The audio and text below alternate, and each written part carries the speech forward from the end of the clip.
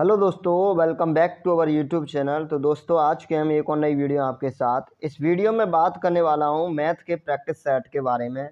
तो इस वीडियो में हम पूरा मैथ का प्रैक्टिस सेट करेंगे। तो आप अटेम्प्ट कीजिए और देखिए आप कितने क्वेश्चन सही कर पाते हो, और कमेंट सेक्शन में कमेंट करके ज़रूर बताना कि आपने कितने क्वेश्चन सही किए। ठीक है। तो देखो, आप किसी भी एग्ज़ाम की तैयारी कर रहे हो, बीपीएससी एलडीसी हो गया या एनडब्ल्यूडीए एलडीसी हो गया, उन दोनों के लिए ये सेम सिलेबस है, सेम वो है। ठीक है। तो पहला क्वेश्चन दिया है स्क्रीन पर, बताइए इसका आंसर क्या होगा जल्दी से। ठीक है। तो देखो, एक दुकानदार ने 28 रुपये प्रति पेन के मूल्य पर थोक में पेन खरीदे और उसने उन पेनों को 40 रुपये प्रति पेन के मूल्य पर बेचा। उसका लाभ प्रतिशत निकालना है। तुम्हें क्या बताना है? लाभ प्रतिशत। तो खरीदे कितने में? 28 रुपये में। वो प्रति पेन के हिसाब से खरीद रहा है, जितनी खरीदेगा उतनी बेचेगा। तो ठीक है, यहीं से हो जाएगा सवाल। कितने में खरीदा? 28 रुपये में। तो ये क्या हो गया? क्रय मूल्य। और कितने में बेचा? 40 रुपये में। तो ये क्या हो गया? विक्रय मूल्य। तो लाभ कितना हुआ? लाभ कितना हुआ भाई? तुम 10 रुपये में खरीद रहे हो और 12 में बेच रहे हो, तो लाभ कितना हुआ? 2 रुपये का। ऐसे ही इसमें 28 रुपये में खरीदी है, 12 40 में बेची है, तो इसे लाभ कितना हुआ? लाभ हुआ इसे 12 रुपये का। ठीक है। अब ये पूछ रहा है परसेंटेज में बताइए लाभ को। तो परसेंटेज में क्या है? लाभ कितना है? 12 रुपया। कितना है? 12। और परसेंटेज में बताना है, तो कितने में 12 बचे हैं? 28 रुपये में खरीदा था तभी तो 12 बचे हैं। तो डिवाइड में लिख देंगे 28, और परसेंटेज में करने के लिए 100 का मल्टीप्लाई। तो सॉल्व कर लो इसको। ये काट दो 4 से, 4 × 12, और ये काट दो 4 से, ये 7 × 28। 300 बट्टे कितना हो गया? 300 बट्टे तुम्हारा 7 हो गया। 300 बट्टे 7। अब 7 का डिवाइड कर दो, कितना आएगा? तो ये हो गया 7 चौक 28 और 7 दूनी 14, और ये 7 7 8 7 56। तो आपका 42.8, 42.8 option C is the right answer. 42.8% answer आ गया। यही आपका आंसर है। देखो, क्वेश्चन में कुछ नहीं है, बस समझना है। 28 रुपये में प्रति पेन के हिसाब से खरीद रहा है और 40 रुपये में प्रति पेन के हिसाब से बेच रहा है। तो 40 - 28, ये आपका लाभ हो गया। ठीक है। और लाभ कितने पर हुआ है? 28 रुपये पर। और परसेंटेज लगाने की 100 का गुणा कर दिया, सिंपल है।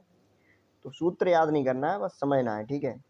कि विक्रय मूल्य माइनस क्रय मूल्य बट्टे क्रय मूल्य इंटू 100, ये कुछ याद नहीं करना है। ठीक है। इस तरह से क्वेश्चन नहीं करने हैं, समझ के करने हैं। ठीक है। तो अगला क्वेश्चन देखते हैं क्या है। तो ये देखो, अगला क्वेश्चन है, बताइए इसका आंसर क्या होगा।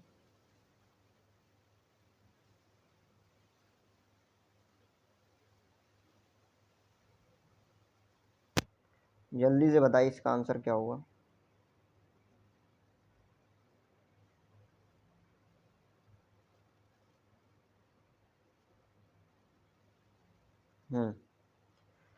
एक कुर्सी को 785 रुपये में खरीदा गया और उसे 22% के लाभ पर बेच दिया गया। कुर्सी के विक्रय मूल्य की गणना कीजिए। तो इसमें कुछ नहीं है। आपने क्या किया? आपने कोई वस्तु 100 रुपये की खरीदी। कोई वस्तु कितने खरीदी? 100 रुपये की। ठीक है। और आपने क्या किया? उस 100 रुपये की वस्तु पर 10% आपको लाभ प्राप्त हुआ। कितना लाभ प्राप्त हुआ? 10%। 10%, 100 का 10% कितना हुआ? 10। 100 का 1% 1 हो गया, 100 का 10% 10 हो गया। तो कितना लाभ प्राप्त हुआ? 10%। तो पूछा जाए कि तुमने तो वो वस्तु बेची थी कितने में थी? तो 10 रुपया ही तो लाभ हो रहा है। तो कितने में बेची थी? 110 रुपये में ही तो बेची थी। समझो। देखो, 10% लाभ होगा तो 10 रुपया, और 10 ऐड कर देंगे तो विक्रय मूल्य कितना आएगा? 110 में बेचेंगे तभी तो 10% लाभ होगा। इसी तरह से ये क्वेश्चन है। ये क्वेश्चन क्या कह रहा है कि 785 रुपये में इसने खरीदी है, तो क्रय मूल्य कितना है? 785। 785 रुपया आपका क्रय मूल्य है। ठीक है। तो आगे 785 क्रय मूल्य हो गया। उसे 22% के लाभ पर बेचता है, तो कुर्सी के विक्रय मूल्य की गणना कीजिए। या तो 22% इसका अलग से निकाल लो, या फिर 122% निकाल लो। तो मैं निकालता हूँ 122%। कितना? 122%। 122 बट्टे 100। अब इसका मल्टीप्लाई कर दो। 122 का मल्टीप्लाई इसमें कर दो, तो आंसर हो जाएगा। अगर वैसे देखूँ, अगर इस कैलकुलेशन को ना करना चाहूँ तो देखो 785 है, तो 785 का लगभग 10% कितना होगा, लगभग बता रहा हूँ मैं, ठीक है, कोई एग्जैक्ट नहीं बता रहा हूँ, 78.5, और लगभग 20% कितना होगा, 78.5 प्लस 78.5, तो 20% कितना होगा इसका 2 गुना, तो ये 0 और ये 8 दूनी 16 की 6 और एक 7 और ये 7 दूनी 14, 147 करीब। तो अगर हम देखें इसमें करीब 150 जोड़ दें, उसके हिसाब से देख लो, 785 में अगर मैं करीब 150 जोड़ता हूँ तो कितना बनता है, तो ये करीब 900 से ज़्यादा चला जाएगा कि नहीं, हाँ 900 से ज़्यादा चला जाएगा, तो इसमें 957.7 ये वाला करीब बैठेगा। तो आप निकाल सकते हो कैसे, ये तो बस मैं वैसे ही बता रहा था, ठीक है। आपको क्या करना है, 122 का गुणा इतने में करना है और 2 जीरो है, 2 अंक बाद पॉइंट लगाने, आंसर आ गया, ठीक है। कैलकुलेशन है, कुछ नहीं है। आगे चलते हैं, अगला क्वेश्चन देखते हैं। अगला क्वेश्चन क्या है, तो देखो अगला क्वेश्चन ये रहा स्क्रीन पर, ये वही है। अगला देखो, ये दूसरा ही था इसलिए, तो ये दिया है नया क्वेश्चन। चलो इसको बताइए, इसका आंसर क्या होगा, इसका आंसर क्या होगा, जल्दी से बताइए, सिंपल क्वेश्चन है। ये क्या कह रहा है, 3 वस्तुओं का औसत मूल्य, 3 वस्तुओं का क्या है औसत मूल्य कितना है, 14,265 रुपया है। यदि उनके मूल्य 7:9:11 के अनुपात में हो तो सबसे महंगी वस्तु का मूल्य क्या होगा। तो कुछ नहीं है, इस क्वेश्चन में क्या है, देखो ये तीनों दिए हैं, इनका तुम्हें क्या निकालना है, औसत। तो तीन संख्या, तीन संख्याओं का औसत क्या होगा, इनका योग बट्टे 3, तो 11 और 9, इनका योग 11 और 9 कितना हो गया, 20, 20 और 7 27, 27 बट्टे 3, 27 डिवाइड बाई 3, ये रेशियो लगा दिया मैंने समझने के लिए, ठीक है। आर है, आर रेशियो, 27/3 या एक्स मान लो, कुछ ही मान लो। 27/3 की वैल्यू इसने कितनी दी है, ये क्या कह रहा है, 3 वस्तुओं का औसत, 3 वस्तुओं का औसत कितना होता है, इसे हटा दो, इसे हटा रहा हूँ, रुको, देखो 3 वस्तुओं का औसत कितना है, 27/3 है, ठीक है। तो कह रहा है कि उनका औसत 14,265 के बराबर है, तो मैंने लिख दिया 14,265, इसके तो बराबर ही है ना। तो बस अब यहीं से इसे सॉल्व कर लो, इसे काट दो आप, 3 से काट दो, कितनी बार कटा, 9 बार, और 9 से इसे काट दो, कितनी बार कटा, 9 1 9, और कितने बचे यहाँ पर, कितने बचे, 5, 9 पन्ना 45 और 9 8 72 और 9 पन्ना 45, 15/85। तो यहाँ से एक अगर रेशियो की वैल्यू देखूँ, एक एक्स की वैल्यू देखूँ, ठीक है, या एक के की वैल्यू देखूँ, बस समझने के लिए, एक की वैल्यू कितनी निकल रही है, 1585। तो पूछ क्या रहा है कि सबसे महंगी वस्तु का मूल्य, ये उनके मूल्य हैं, ठीक है, 7 9 11, सबसे महंगी वस्तु कौन सी है, 11, तो 11 रेशियो की वैल्यू चाहिए मुझे। 11 रेशियो की वैल्यू कितनी आएगी, 11 का इसमें मल्टीप्लाई कर दूंगा, 11 पंजे 55 की 5 और कैरी 5, 11 अट्ठे 88, 88 और 5 93, 3 और 9 कैरी, ठीक है, 55 और 11 पन्ना 55, 55 और 9 कितना हो गया, 64, 4, ठीक है, और 11 एकन 11, 11 अच्छा कितना होता है, 11 अच्छा 17, तो 17,435 आंसर होना चाहिए, कितना होना चाहिए, 17,435, तो 17,435 option C is the right answer. आगे चलते हैं, अगला क्वेश्चन देखते हैं। देखो कुछ भी समझ में ना आए तो आप कमेंट सेक्शन में पूछ सकते हो, या फिर टेलीग्राम ग्रुप पे, ठीक है, टेलीग्राम ग्रुप भी बना दिया, उसमें जाके आप पूछ सकते हो। तो ये क्वेश्चन यही था, ठीक है। अब आगे चलते हैं, इसमें 2 क्वेश्चन है, तो देखो इसको करते हैं अभी। चलो बताइए इसका आंसर क्या होगा। एक आयत की लंबाई और चौड़ाई का अनुपात, किसी आयत की लंबाई और चौड़ाई का अनुपात कितना दिया है, 5:3 दिया है। यदि लंबाई चौड़ाई से 8 मीटर अधिक है, जो एग्जैक्ट वैल्यू होगा नहीं, 8 मीटर अधिक है, तो आयत का क्षेत्रफल, क्षेत्रफल क्या होता है, क्षेत्रफल आयत का क्या होता है, एल इंटू बी, याद रखना, एल इंटू बी, लंबाई गुणा चौड़ाई, ठीक है। अब देखो ये क्या कह रहा है कि इनकी लंबाई और चौड़ाई, इनका अनुपात कितना दिया है, 5:3, कितना दिया है, 5:3, 5:3। और क्या कह रहा है कि लंबाई, ये लंबाई है और ये चौड़ाई है बी, ठीक है। तो देखो क्या हो गया, एल इंटू बी हो गया, नहीं एल और बी का रेशियो दिया है। अब देखो लंबाई चौड़ाई से 8 मीटर अधिक है। अगर रेशियो में बात करें तो कितना अधिक है, 2 अधिक है। रेशियो में बात करें तो 2 रेशियो अधिक है, 2R। 2 रेशियो की वैल्यू कितनी दी है, एग्जैक्ट कितनी अधिक है, एग्जैक्ट 8 मीटर अधिक है। तो एक की वैल्यू कितनी आई यहाँ से, एक रेशियो की वैल्यू आ गई 4। एक रेशियो की वैल्यू कितनी आ गई, 4। अब मुझे क्या चाहिए, अब मुझे 4 का मल्टीप्लाई कर दो इसमें, तो ये कितना बन गया, 20, 20 चौक 5 चौक 20, ठीक है। और ये 4×3 = 12। तो एग्जैक्ट अगर लंबाई की बात करें तो एग्जैक्ट लंबाई हमारी 20 है और जो एग्जैक्ट चौड़ाई है वो आपकी 12 है, बिल्कुल ठीक है। तो अब क्या पूछ रहा है कि वो पूछ रहा है क्षेत्रफल, क्षेत्रफल लंबाई गुणा चौड़ाई, 20 × 12 कर दो, 12 दूनी 24, 240 और 1 0। आपका आंसर ये होना चाहिए, option A is the right answer, ठीक है। अब आगे चलते हैं अगले क्वेश्चन पर। अगला क्वेश्चन देखते हैं क्या है। तो देखो अगला क्वेश्चन ये दिया है, बताइए इसका आंसर क्या होगा। अरे रुको, अभी एक क्वेश्चन उसमें और बचा है, ठीक है। अभी एक क्वेश्चन इसमें और बचा है, चलो इसको बताओ, ये क्वेश्चन रह गया, इसको बताओ इसका क्या आंसर होगा। सिंपल है ये भी। यदि एक संख्या, यदि एक संख्या 3 से विभाजित, यदि एक संख्या को 3 से विभाजित करने पर क्या होता है, 2 शेषफल बचता है। यदि इस संख्या में 5 जोड़कर इसे 3 से विभाजित किया जाए तो शेषफल कितना बचेगा। तो देखो शेषफल कितना बचेगा, 1 बचेगा। Option A is the right answer. अब देखो कैसे, जैसे मान लो मैंने कोई संख्या मान ली कितनी, यदि एक संख्या 3 से विभाजित की जाती है तो शेषफल 2 बचता है। मैंने संख्या मान ली 8।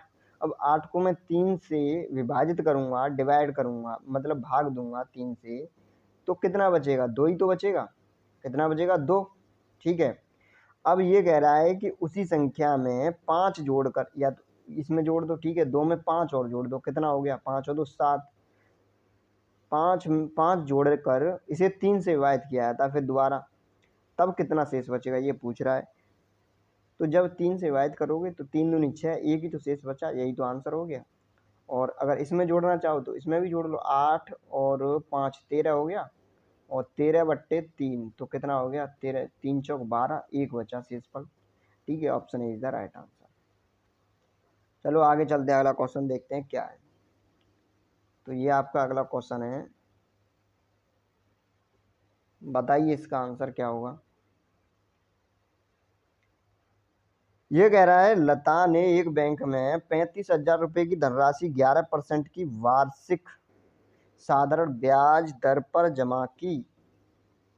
वार्षिक साधारण दर पर जमा की, 1 वर्ष बाद उसे कितना ब्याज मिलेगा। देखो डायरेक्ट कर सकते हो। अगर मैं 35,000 का 10% निकालूं, अगर 35,000 का 10% निकालूं तो 3500 हो गया। और अगर मैं 35,000 का 1% निकालूं तो कितना हो जाएगा, ये 3500 कितना हो गया आपका आंसर, देखो 11%, 11% निकालना है ना, तो 35,000, ठीक है, इंटू 11 डिवाइड बाई 100, ठीक है। तो ये 2 जीरो से 2 जीरो कट गए, ठीक है। 11 का मल्टीप्लाई कर दो, ये 0 हो गया। 11, 11 पंजे 55 की 5, कैरी 5, ठीक है। और 11 तिया 33, 3305 कितना हो गया, 38, 3305 38। तो आपका आंसर होना चाहिए 3850, ठीक है, 3850, ठीक है। तो अब आगे चलो अगला क्वेश्चन देखते हैं। अगला क्वेश्चन क्या है, देखो वैसे हाँ, एक मैंने जो शुरू में बताया था उससे भी कैसे होगा, देखो डायरेक्ट अगर करना चाहो, 35,000 का 10% कितना होता है, 3500। अब इतनी तो क्लियर हो गई, 3500 से ज़्यादा वैल्यू आएगी, ये हट गया ऑप्शन, ये हट गया, अब दोनों बचे। और 3500 आएगी नहीं क्योंकि 11% है। देखो डायरेक्ट क्वेश्चन हो रहा है यहीं से, देखो कैसे होगा। वो कह रहा है कि 35,000 का 11% की वार्षिक साधारण ब्याज दर पर जमा की, 1 वर्ष बाद उसे कितना ब्याज मिला। तो देखो अगर 10% होता 35,000 का तो डायरेक्ट था कि 3500 हो जाती। अब 11% है तो 3500 से ज़्यादा होगी। तो ये तो ऑप्शन 3300 है, ये गलत हो गया। ये 3200 है, ये भी गलत हो गया। ये 3500 है, ये भी गलत हो गया, क्योंकि 11% है तो जाहिर सी बात है सी सही होगा 3850। कुछ सॉल्व करने की जरूरत नहीं है, ठीक है, ऑप्शन सही हो रहा है डायरेक्ट। अब अगला क्वेश्चन देखिए, अगला क्वेश्चन क्या है। ये कह रहा है यदि एक घोड़ा, क्या कह रहा है, यदि एक घोड़ा 15 किलोमीटर प्रति घंटे की चाल से दौड़े तो उसे 175 मीटर भुजा वाले वर्गाकार मैदान का एक चक्कर पूरा करने में कितना समय लगेगा। अब पहले ये जान लो 15 किलोमीटर प्रति घंटे का मतलब क्या है। इसका मतलब क्या है, एक घंटे में ये कितना दौड़ता है 15 किलोमीटर। एक घंटे में कितना दौड़ता है 15 किलोमीटर। तो ये मीटर में दी है, दूरी किस में दी है, दूरी मीटर में दी है। तो मुझे ये मीटर प्रति सेकंड में चेंज करना होगा। और मीटर प्रति सेकंड में चेंज करने के लिए हम क्या करते हैं, 5/18 का मल्टीप्लाई करते हैं। ये तो सबको पता होगा ना। चलो ठीक है, अब कैसे करते हैं। देखो क्या पूछ रहा है, कितना समय लगेगा। समय बराबर, पहले फॉर्मूला बताओ क्या है, आपने पढ़ा होगा। समय बराबर क्या होता है, दूरी बट्टे चाल। पहले मैं इसे छोटा कर लूँ थोड़ा सा, कहाँ गया।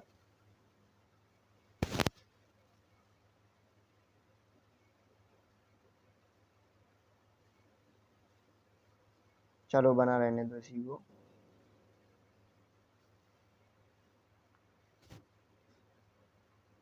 हाँ अब देखो क्या कह रहा है, यदि एक घोड़ा 15 किलोमीटर, तो समय क्या होता है, समय बराबर दूरी बट्टे चाल होता है। तो हम देखेंगे टोटल डिस्टेंस, टोटल दूरी कितनी है, टोटल दूरी कितनी दी है इसने 175। 175 क्या दी है, 175 मीटर भुजा वाले वर्गाकार वर्ग इस तरह से है। और एक भुजा की दूरी दी है इसने खाली, कितनी है 175। मुझे चाहिए कितनी, पूरा चारों, बोल रहा है कि मैदान के एक चक्कर पूरा करने में कितना समय लगेगा। तो ये मैदान इस तरह से है, एक एक साइड की लंबाई इतनी है 175। तो चार साइड की कितनी हो जाएगी, चार का गुणा कर देंगे। चारों साइड की कितनी हो जाएगी, चार का गुणा कर देंगे। अब ये क्या हो गया, समय बराबर दूरी बट्टे चाल, टोटल दूरी आ गई। चाल कितनी दी है, चाल दी है 15 किलोमीटर प्रति घंटा। इसको हमें किस में चेंज करना है, मीटर प्रति सेकंड में। क्या करते हैं, 5/18, 5/18 का मल्टीप्लाई। इसे सॉल्व कर लो। ये मैंने काट दिया 3×5 = 15 और ये काट दिया 3×6 = 18, ठीक है। ये हो गया 5×5 = 25 और 25 से काट दिया मैंने 75, 175। कितनी बार, 7 बार। कितनी बार, 7 बार। अब देखो क्या आंसर हो गया, ये 6 ऊपर पहुंच गया यहाँ पे गुणा में 6। अब देखो हमारे पास क्या बचा, 7×7×4×6। अब आंसर बता दीजिए क्या आएगा। 24, 24 सत्ते कितना होगा, 7×4 = 28, 168। Option A is the right answer, ठीक है। तो कितना हो गया आपका, ऑप्शन ए सही है बिल्कुल, ठीक है। अब आगे चलते हैं अगले क्वेश्चन पर। अगला क्वेश्चन देखते हैं क्या है। अगला क्वेश्चन है आपका, बड़ा कर लूँ पहले थोड़ा इन्हें।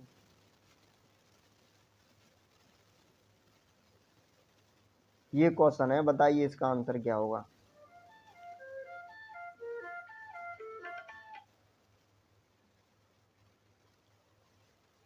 ये क्वेश्चन है, ये क्या कह रहा है,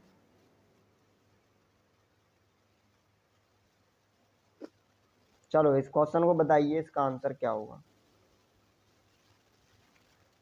देखो उस त्रिभुज को समकोण त्रिभुज नहीं कहा जा सकता जिसकी भुजाओं की माप। तो ये क्या कह रहा है कि समकोण त्रिभुज क्या होता है, जिसकी भुजाएं कैसे होती हैं, किस रिलेशन में होती हैं, ट्रिप्लिकेट होता है। जैसे 5 हो गया, 4 हो गया, 3 हो गया, ठीक है। क्या होता है समकोण त्रिभुज में, ट्रिप्लिकेट रेशियो, ठीक है। तो वही होना चाहिए। तो देखो पहला ही ऑप्शन है, पहला ऑप्शन नहीं होगा, ठीक है। ये है 6, 8, 10। क्योंकि जब हम 8 का स्क्वायर करेंगे तो कितना होगा 64, और 6 का करेंगे 36, दोनों को ऐड करेंगे तो कितना हो गया 100। और 100 किसके बराबर होगा, कर्ण के बराबर। कर्ण कितना दिया है, ये √100 कितना हो गया 10। और 10 किसके बराबर दिया है, कर्ण के बराबर दिया है, ठीक है। ये कर्ण दिया है 10, तो ये बिल्कुल सही है। ऐसे ये 144 हो गया, ये 25 हो गया, 169 हो गया टोटल। √169, ये 13 दिया है, ठीक है। ये 3 9 और ये 16 25, 16 और 9 25, 25 और ये 5 दिया है, ठीक है। तो ये तीनों दिए हैं, ये नहीं है, ऑप्शन ए बिल्कुल सही है। अब आगे चलते हैं, अगला क्वेश्चन देखते हैं क्या है। तो ये यही था, तो इसमें देखते हैं इसमें क्या है। अच्छा, टाइम एंड वर्क का क्वेश्चन है, तो ध्यान से देखना, बढ़िया क्वेश्चन है। देखो ये क्या कह रहा है कि P और Q एक काम को क्रमशः 10 और 5 दिन में पूरा कर सकते हैं, ठीक है। Q ने 2 दिन तक इस पर काम करने के बाद इसे छोड़ दिया, तो बाकी बचे हुए कार्य को P अकेले कितने दिन में पूरा कर पाएगा। तो यही बताना है आपको, इसको बताइए क्या होगा इसका आंसर। तो बताइए इसका आंसर क्या होगा। देखो P और Q एक काम को क्रमशः कितने कितने दिन में करती हैं। ये P है, ये P है और ये Q है, ठीक है। P कितने दिन में कर रहा है, 10 दिन में, और Q कितने दिन में कर रहा है, 5 दिन में। तो टोटल कार्य कितना हो जाएगा, 10। कैसे निकाला, इन दोनों का एलसीएम, ठीक है। अब देखते हैं अब क्या होगा। अब 5 का डिवाइड करो इसमें 10 में, तो कितना आया 2, और 10 का डिवाइड करो 10 में, तो कितना आया 1। इसका मतलब क्या है, P एक दिन में कितना कार्य करता है, 1, और Q एक दिन में कितना कार्य करता है, 2। बस हो गया सवाल, ठीक है। अब ये क्या कह रहा है, Q ने 2 दिन तक काम किया, तो Q ने 2 दिन तक काम किया, तो 2 दिन में कितना काम कर लिया Q ने, 4 काम किया ना। एक दिन में 2 करता है, तो 2 दिन में कितना करेगा, 4। अब काम बचा कितना, काम टोटल काम तो 10 है ना। अब 10 में से 4 इसने कर दिया, 10 में से 4 इसने कर दिया, तो अब काम कितना बचा, शेष काम बचा 6। तो अब ये पूछ रहा है कि P अकेला कितने दिन में इसको कर पाएगा। P एक दिन में एक काम करता है, तो 6 दिन में कितना करेगा, 6 दिन में 6 काम करेगा। तो इसका मतलब क्या हो जाएगा, option is the right answer. P अकेले 6 दिन में काम कर देगा, ठीक है। तो इस तरह से क्वेश्चन है, ठीक है। अगर हाँ, इसी में देखो एक और क्वेश्चन देखो, इसी में अगर कैसे पूछ लेता आपसे कि दोनों 2 दिन काम करते एक साथ, ठीक है। Q ने 2 दिन तक इस पर काम किया, तो Q की जगह ये हो जाए कि दोनों ने, P और Q दोनों ने 2 दिन तक एक साथ काम किया। तो बताइए शेष काम को P ने अकेले कितने दिन किया, ठीक है। Q 2 दिन बाद भाग गया, P लगा रहा, तो P ने अकेले फिर काम को कितने दिन में किया। तो देखो दोनों एक साथ लगे रहेंगे, तो देखो Q तो 4 करेगा 2 दिन में, और वो 2 करेगा, तो टोटल 6 काम करेंगे, ठीक है। ये यहाँ से अलग सवाल है, ठीक है, इस पर ध्यान, ठीक है, अलग से देना। तो ये तो यहाँ तक सवाल हो गया था पहले वाला। अब ये दूसरा है, अगर वो बोले क्वेश्चन में इस तरह से कि P और Q दोनों एक साथ 2 दिन तक काम करते हैं, फिर Q छोड़ के भाग जाता है, तो बताइए P अकेला उस काम को कितने दिन में कर पाएगा। तो फिर क्या होगा, आपका 6 काम हो गया, 4 बचा, तो P अकेले एक दिन में एक काम करता है, तो कितना होगा, 4 दिन में कर देगा। तो ऑप्शन फिर सी हो जाता। चलो इसको बताइए इसका आंसर क्या हुआ।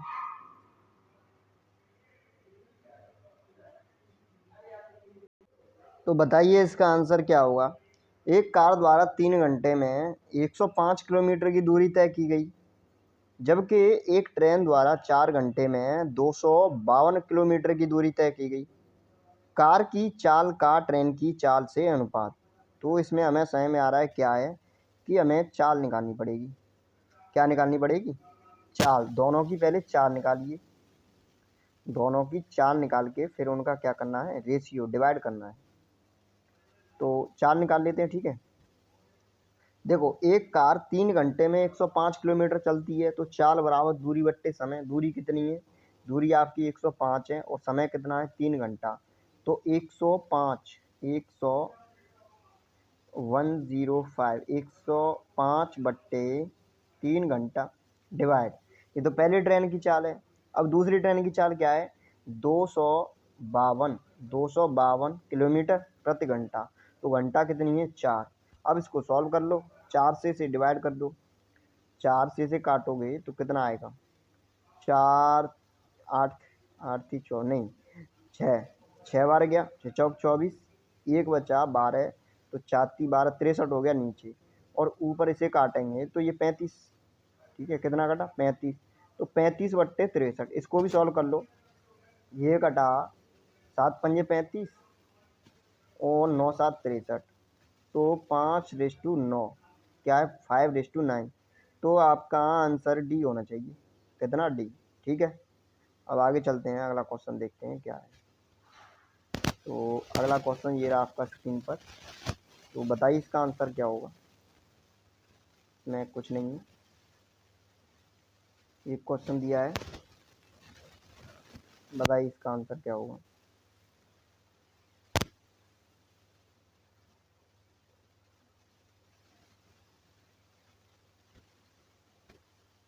तो देखो ये क्वेश्चन दिया, निम्न में से कौन सी संख्या 4 से विभाज्य है। 4 से विभाज्यता का रूल आपको पता है कि नहीं पता है। बहुत सिंपल है, जो लास्ट 2 डिजिट, लास्ट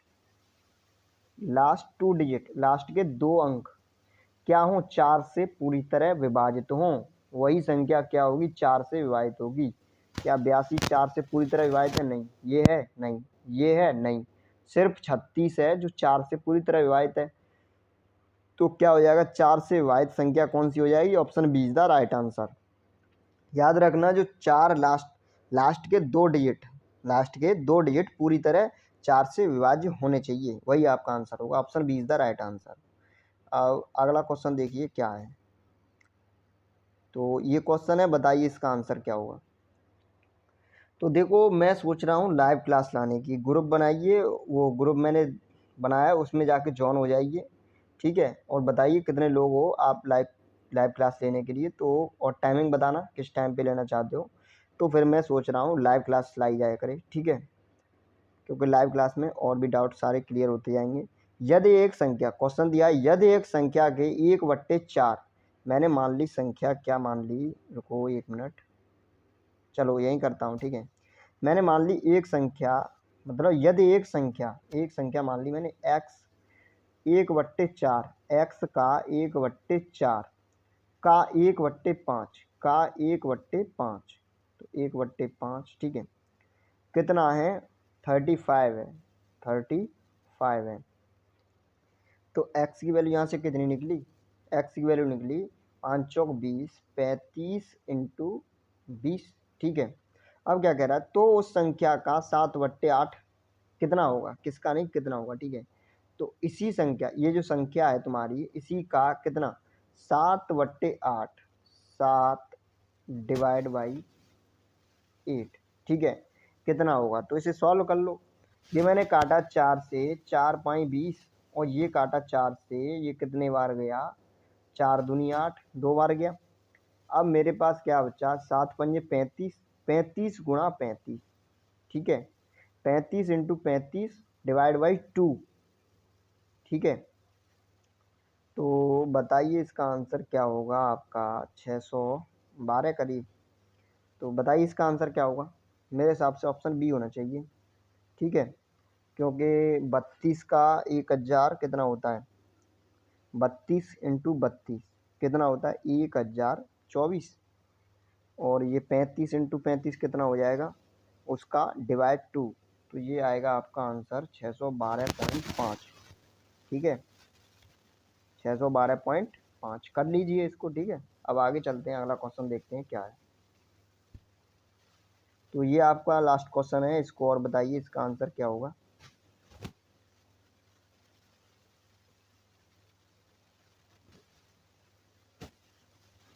बताइए इसका क्या आंसर होगा। एक व्यक्ति ने 37 रुपये में 2 सेब और 3 कीवी खरीदे। यदि वह 67 रुपये में 4 सेब और 5 कीवी खरीदे, तो एक सेब और एक कीवी का कुल मूल्य क्या होगा। तो इसको तो देखो बेसिक से करना पड़ेगा, बेसिक से करके बताता हूँ, ठीक है। पहले तो इसको पहले मैं छोटा कर दूँ साइज को, ठीक है।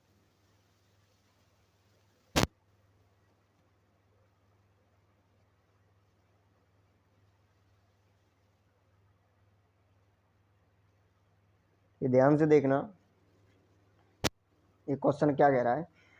एक व्यक्ति ने 37 रुपये में 2 सेब और 3 कीवी खरीदे, 2 सेब और 3 कीवी। मैंने अगर मान लिया कि सेब का मूल्य कितना है, सेब का मूल्य क्या है, एक्स मान लिया, ठीक है। अगर सेब को मैं मान लूँ एक्स रुपये में खरीदता है, सेब का मूल्य कितना है, एक्स रुपया, ठीक है। और कीवी का मूल्य क्या है, 22 रुपया। तो 2 गुणा एक्स प्लस 3 इंटू 22 बराबर कितना होगा, 37 रुपया।